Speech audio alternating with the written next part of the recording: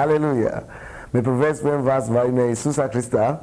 Мы очень рады, что вы нам дали возможность войти в ваш дом сегодня. Это христианская передача. Я бы хотел, чтобы вы выключили ваш телевизор.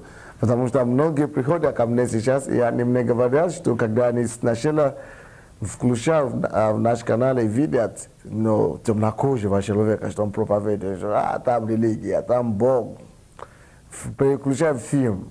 И художественный фильм идет в каком-то канале. И я бы хотел, чтобы вы спешили, и чтобы вы побыли с нами хотя бы 20 минут, и чтобы вы могли слышать то, что может повлиять очень много на вашу жизнь сегодня. И поэтому многие теперь просто подходят к нам и ко мне, в частности, говорят, что раньше мы переключали в другие каналы, но теперь мы просто жалеем об этом, потому что мы бы хотели просто раньше уже прийти, и мы не знали, что так хорошо с Богом. Дорогие мои, хорошо с Богом на самом деле. И сегодня я бы хотел, чтобы мы просто помолились с вами и просили у Господа благословения для этого слова, которое мы будем слушать от Него. Отец, во имя Иисуса, я благодарю Тебя за сегодня. Я молюсь, чтобы Ты проговорил нам всем во имя Иисуса, чтобы Твое Слово стало живым для нас, и чтобы мы были изменены и благословлены Твоим Словом. Именем Иисуса Христа. Аминь. Мы здесь обычно мы проповедуем Иисуса Христа распятого, не только распятого, но и воскресшего из мертвых. Мы проповедуем о том, что Он пришел сюда на землю, чтобы спасать грешников, и чтобы облегчить жизнь обремененных, и чтобы дать нам покой, мир, радость, праведность и Духа Святого. И это то, что Иисус делает сегодня. И я благодарю Бога, что Он все еще это делает. Он это делает в жизни всех тех, которые обращают свой взор к Нему, и которые призывают Его имя чистым сердцем. И сегодня я бы хотел, чтобы мы просто посмотрели на Евангелие и посмотрели, что здесь значит Иисус. Что обозначает это слово. Многие из нас не знаем, что обозначает Иисус. Поэтому я бы хотел, чтобы вы просто посмотрели вместе со мной. Первая книга из Евангелия. Это Евангелие от Матфея, 1 глава и 21 стих. И здесь Библия нам говорит описание о том, как ангел явился Иосифу, то есть мужу Марии, матери Иисуса. И этот ангел предсказывает, что родится сына, который нарекут имя Иисус. И он дал это имя им, это имя Иисус не случайно, это имя, которое Бог сам выбрал для своего сына, и это имеет какое-то определенное значение. И в еврейском языке, и в других традициях, имена имеют очень большое и весомое значение. То есть значение вашего имени это очень часто говорит очень много о личности, о качестве, о характере этого человека.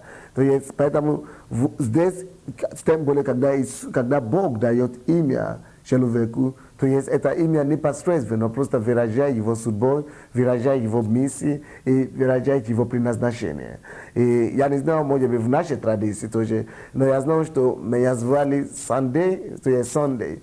Это как воскресенье по-русски. И то есть воскресенье значит Иисус Христос воскрес. И я никогда не знал, что я буду проповедником. Я вообще не любил проповедников. Я их ненавидел. Я думал, что это люди просто, которые мешают людям жить здесь на земле, которые мешают людям расслабляться и развлекаться. И потому что когда-то я очень любил развлекаться именно по-мирскому. И я благодарю Бога сейчас, что есть больше развлечения во Христе Иисусе. И, короче, я не любил проповедников, и даже когда я был маленьким, я не хотел, чтобы люди меня назвали Sunday, потому что я говорю, что Sunday зачем? Это воскресенье. Это Иисус Христос воскрес. Какое имеет отношение с Иисусом? Или какое имеет отношение с этими религиозными делами? Просто nani do religii сейчас. И я просто не думал, что Иисус не просто религия, или воскресение, или христианство, не просто религия, но это жизнь само по себе. И теперь я просто, единственное то, что я делаю, я даю благодарение Богу и благодарю своим родителям, что они мне дали это имя Sunday. Потому что это непосредственно теперь выражает намного деятельности моей жизни. И, безусловно, я всю свою жизнь, я буду только проповедовать Евангелие. Потому что нету просто больше радости, чем говорить людям и видеть, как они изменяются. Нет больше радости проповедовать Евангелие наркоманам и видеть, как они освобождаются. То, что не по силам врачам, нет больше радости проповедовать раковым больным или другим больным и сказать во имя Иисуса, без никакого гипноза, без никакого сеанса, просто быть верующим и воспользоваться власть именем Иисуса. Нету для меня просто больше никакого наслаждения, чем это. Нету больше наслаждения, чем просто словом менять и построить судьбу человека. И я благодарю Бога, что через эту деятельность, через эти слова, которые Господь пускает в мои уста, многие приобрели себя, нашли себя вновь. Многие остановили и не совершали самоубийство. Многие семьи воссоединились и они начали жить хорошо. Многие семьи сейчас счастливы. Я просто благодарю Бога, что мне дал привилегию брать его Евангелие в рука, понимать это Евангелие и разъяснять это людям. И больше того, не просто читать Евангелие, но видеть, как это Евангелие еще действует сегодня, как оно меняет жизнь многих людей. Если вы придете в нашу церковь, вы не найдете ни одного человека, который бы сказал, что Бог ничего для него с тех пор, как он начал ходить в церковь, не делал. Все мы приходим с различными нуждами и различными проблемами, но я могу с уверенностью вам сказать, что Бог уже каким-то образом прикоснулся к каждому человеку, который к нам ходит в церковь на сегодняшний день. И я благодарю Бога, что Бог, Он еще доказывает себя живой, и теперь я радуюсь, что я Sunday, я воскресенье. Если бы можно перевести это слово на русский, я бы с удовольствием перевел свое имя на русский. Я бы с удовольствием сказал, чтобы люди меня назвали воскресенье. Да, Иисус воскрес. Это самая большая новость, что Он не лежит там в гробу, Он воскрес оттуда, Он пошел на небо, и Он дает нам на сегодняшний день все благословения, которые Богу принадлежит. Мы, верующие, стали священниками со Христом. Мы можем говорить Богу на место людей. Мы можем говорить людям на место Бога. Мы, как священники, Бог говорит, что мы также цари и царицы, поставлены через Иисуса Христа. Мы цари в духовном мире, потому что мы обладаем то, что люди называют энергию, но это не энергию. Мы обладаем помазанием Духа Святого, силою Божества, и мы действуем вместо Бога, как представители, посол Бога здесь на земле. Иисус воскрес, и я благодарю Бога, что это мое имя, Sunday. И не просто это еще значит солнечный день. И я благодарю Бога, что я всегда сияю. Я практически не бывает плохого настроения. Я просто рад, я просто сияю везде. И поэтому я верю в силу значения имен. Я верю, что значение имена играет очень большую роль в жизни человека, будущего. И я не знал в этой традиции, но в еврейской традиции это было так. И в некоторых африканских традициях это тоже так. То есть Бог дает знать людям, Он дает им откровение об имени своего ребенка, потому что это имя играет очень большую роль в жизни этого ребенка. То же самое было в жизни Иисуса. Это было от Евангелия от Матфея, 1 глава, 21 стих. И ангел сказал, он сказал, родит же сына. Это когда Мария была всего лишь беременная. И ангел сказал, te nosi sena vnujete ni dewoshka no sen rodit jisena inarishiosh yemu imia Isus narishiosh yemu imia Isus ibo on spasiot ludes voor od grehov ich on spasiot ludes voor od grehov ich te narishiosh yemu imia Isus hoje mnogi prostaż no za prosta nazywają eta imię Siwonia. No ta eta imię, ana nie prostoje imię, ana jest sila. Seti imię Jezusa przychodzić, praszenie grzechom i spasenie od nich, spasenie od этого греховного мира. Нарушил ему имя Иисус, ибо это значит, он объясняет значение и миссию этого имени, этого человека, суть этой личности. Нарушил ему имя Иисус, ибо он спасет. Иисус спасает. Если вы говорите, что у вас есть Иисус в своей жизни, вы должны, как вам знать? Я вам дам просто маленький экзамен. Если вы не уверены, что вы верующие или нет, Иисус живет в вашем сердце, или его нету там, очень простым образом можно выяснить это. Когда люди приходят в нашу церковь, мы всегда спрашиваем у них, вы имеете Иисуса в своем сердце, вы приняли Иисуса?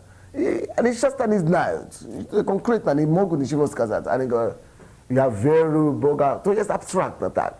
Бог где-то там, а я здесь где-то, я живу свою жизнь, Бог живет свою жизнь, и никто никому не мешает, пусть он не мешает мне, и мне, я тоже не ощу ему беспокоить, его беспокоит, пусть он там живет. Но я верю, что Бог есть, конечно, Бог. Вообще я верю в Бога, в душе нет. Вам не надо так абстрактно размышлять, нам надо быть конкретизированы, амин, нам надо быть конкретными. Абстракция, это очень много абстракций в мире. Но мы верующие, верим конкретного Бога. Поэтому вы должны знать, в кого вы верите. И вы должны знать, живет ли Иисус в своем сердце или нет. Я часто говорю, наша церковь, может быть, многие из вас еще не знают, где эта церковь находится. Мы находимся на улице Гарматная, 26, и это Дом культуры Росток. Это мы собираемся там по воскресеньям, 15 часов, все желающие приходят, свободный вход. И по четвергам, 19 часов. По воскресеньям 15 и по четвергам 19. Дом культуры Росток. Это по скоростным трамваям можно ехать до остановки Гарматная или автобусом вторым. Это метро Шулявская, бывшая большевика. Хороший. Мы говорим о том, что как вам знать, живет ли Иисус в своем сердце или нет. Это очень просто. Потому что здесь значение этого слова Иисус само по себе это спасение от грехов, избавление от грехов. Теперь вы говорите, я верующий, я верю в душе. Но я не уверен, живет ли Иисус в моем сердце или нет. Тогда спроси, освобожден ли я от грехов или нет? Грехи еще овладеют мною или нет? Я еще послушен больше желанию плоти и разуму или нет. То есть чем я руководствую своей жизни? Своим созданием я или я спрашиваю у Господа, каким путем можно, чтобы я идти? То есть, но конкретно, более определенно. Если вы хотите знать, если Иисус в вашем сердце или нет, вы просто спрашиваете. Когда он, потому что когда Иисус приходит, здесь написано, и наречешь ему Иисус, ибо он спасет своих людей от грехов их. Когда Иисус приходит в вашу жизнь, он приходит прежде всего, чтобы спасать вас от ваших грехов. Это значит, чтобы положить вам дорогу в вечную жизнь. Человек, который не спасен от всех своих грехов, он не может наследовать Царство Божие. Поэтому, когда Иисус приходит в ваше сердце, вы обнаружите, что что-то случилось с вашими грехами. Они пропадут. Или, по крайней мере, желание совершать грехи пропадет у вас. Вам захочется жить порядочную жизнь. Вам захочется последовать за заповедям Божьим. Вам захочется жить организованно, жизнь. Вене захотите обмануть вашу жену, допустим, или вашего мужа. И вы хотите, вам очень просто хорошо относиться к своим друзьям, честно, и к своим детям тоже, с уважением. И поэтому Бог здесь говорит, что имя Иисус обозначает что-то конкретное. Для всякого верующего это имя не просто должно связывать нас с какой-то мировой религией. Нет, Иисус не просто основоположник какой-то мировой религии. Иисус прежде всего обозначает спаситель от грехов. Когда я жил в миру, когда я был студентом, когда я, был молодым до 19 лет, я пришел к Богу, когда мне было 19 лет, я знал, что я грешил, я не курил никогда, я не пил никогда, но я делал такие вещи, гадости, в частности, любил врать. И, конечно, ходить с девушками. Но когда Иисус пришел в мою жизнь, мне просто не хочется делать такие вещи больше. И просто желание, склонность к греху просто упала. Конечно, у меня были еще слабости, я еще совершал некоторые грехи некоторое время, но это было промежутка времени, как бы переходный период. Но само по себе источник греха был разрушен, потому что туда в мою жизнь вошел Иисус. И когда Иисус входит в вашу жизнь, Он что-то сделает с вашим грехом. Он расправится с ними.